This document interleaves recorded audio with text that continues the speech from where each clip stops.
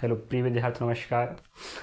जैसे आपको विदित है कि पिछले वीडियो में हमने आपको रीजनिंग का इंट्रोडक्शन करवाया था, उसी कड़ी में हमने आज नया वीडियो बनाना चाह रहे हैं। एक नया अध्याय लिया गया है दिशा परीक्षण। भाषिक रीजनिंग में हम आपके लिए दिशा परीक्षण को कवर करवाने वाले हैं। देखते हैं ना, देखिए आप लोग।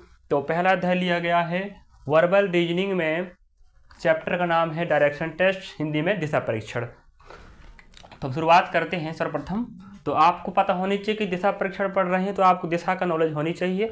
तो आपके बोर्ड में दिखाई दे रहा है, आपके पास 8 दिशाएं दिख रही है, ठीक है। पूर्व, उत्तर, दक्षिण, जी है पश्चिम।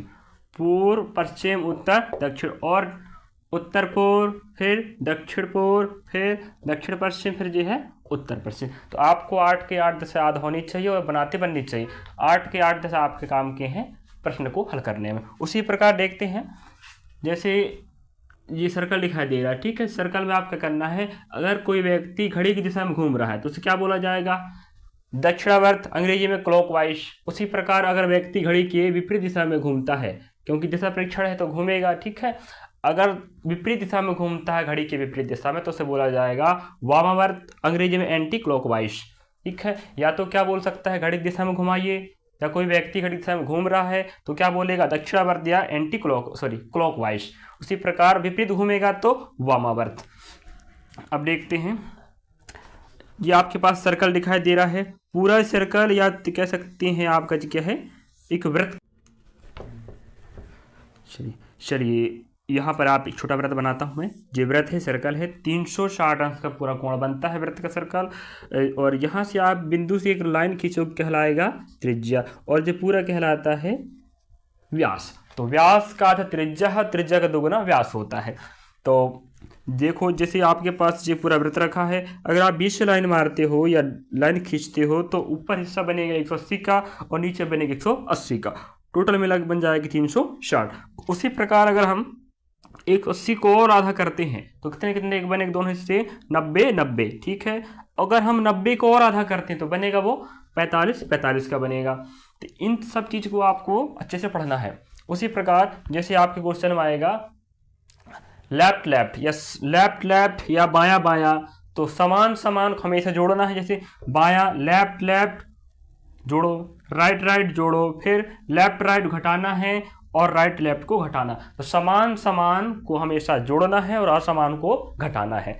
जैसे आप दिख रहा है ना जी, बायां बायां जोड़ो, दायां दायां जोड़ो, फिर बायां दायां घटाओ, फिर दायां बायां घटाओ। तो समान को हमेशा जोड़ना है और असमान को हमेशा घटाना है।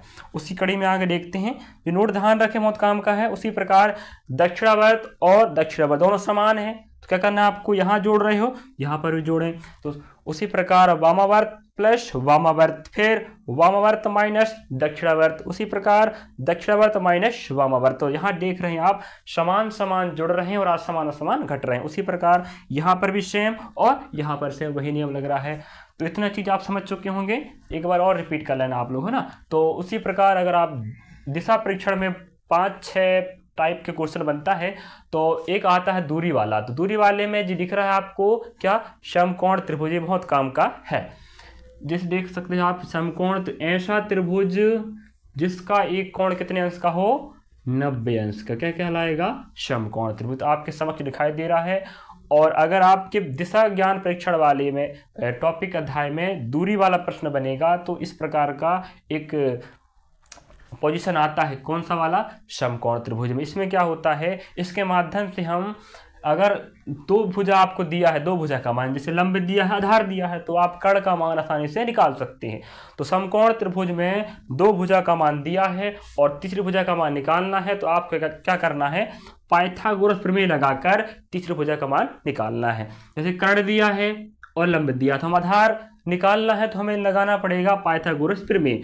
उसके लिए फॉर्मूला लगा है जे, कर्ण का स्क्वायर बराबर लंब का स्क्वायर प्लस आधार का स्क्वायर। जी कह सकते हैं आपका क्या है, गणितीय रूप है। अगर हिंदी में बात करें तो क्या होता, अर्थ होता है कर्ण का वर्ग, देख रहे हो, कर्ण का वर्ग लंब के वर्ग और आधार के वर्ग के योग के बराबर होता है। एक बार और रिपीट करता हूं, कर्ण का वर्ग किसके लिए, पाइथागोरस प्रमेय कहता है किसी समकोण त्रिभुज का कर्ण का वर्ग लंब के वर्ग और आधार के वर्ग के योग के बराबर होता है।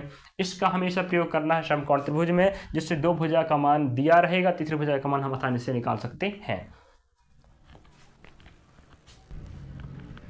जैसे आपने देखे है ना, अभी जैसे आपके तो अध्याय चल रहा है दिशा परीक्षण, इसमें आपको बेसिक जानकारी पूरा हो चुका है, आप रिपीट कर सकते, दोबारा पढ़ लेना है ना। उसके बाद क्या करना है आपको, क्वेश्चन का टाइप कितने बन रहे हैं, 1 2 3 4 5, तो 5 टाइप के क्वेश्चन आपको हम करवाएंगे और आपको करना है। सभी टाइप के क्वेश्चन आने की संभावना रहती है पेपर में, ठीक है। देखिए तो पहला टाइप है दिशा पर आधारित प्रश्न। तो पहला टाइप बनेगा दिशा ज्ञात करने पर, वहाँ दो प्रकार का प्रश्न मिलेगा। पहला प्रारंभिक दिशा दिया है तो अंतिम दिशा ज्ञात करना, और दूसरा बनेगा अंतिम दिशा दिया है तो प्रारंभिक दिशा ज्ञात करना। तो दिशा पर आधारित प्रश्न दो प्रकार का बनेगा, ए और बी, दोनों आज हमें पढ़ना है। और नंबर 2 बनेगा दूरी ज्ञात पर आधारित प्रश्न, और एक थर्ड नंबर का बनेगा दिशा एवं दूरी दोनों पर आधारित प्रश्न। तो आप 3 देख चुके हो। चौथा नंबर का है कोण अंश या दक्षिणावर्त एवं वामावर्त पर आधारित प्रश्न बनेगा, और 5 नंबर का छाया परछाई पर आधारित प्रश्न। तो आप देख लिए हैं कि 5 प्रकार या 5 टाइप के आपके क्वेश्चन बनेंगे दिशा ज्ञान परीक्षण अध्याय में। हम अगले वाले टॉपिक वीडियो में आपको हम सभी टॉपिक 5 के 5 टॉपिक को हम कवर करवाने का प्रयास करेंगे। धन्यवाद।